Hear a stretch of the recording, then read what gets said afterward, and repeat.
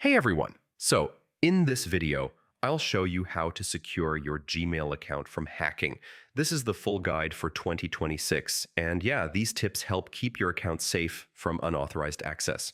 First, make sure your Gmail password is strong and unique. Avoid using the same password on other websites, and yeah, mix letters, numbers, and symbols. Next, enable two-step verification.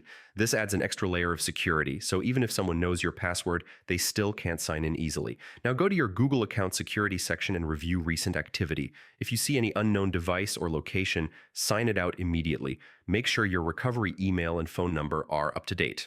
These help you recover your account quickly if something goes wrong. Check which apps and websites have access to your Gmail account. Remove anything you don't recognize or no longer use.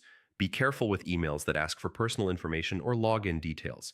If something looks suspicious, don't click the link. Always keep your browser and devices updated.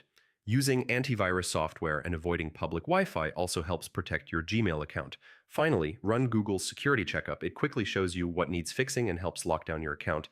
And yeah, that's how to secure your Gmail account from hacking in 2026. If this video helped you, like the video, subscribe to the channel, and I'll see you in the next guide.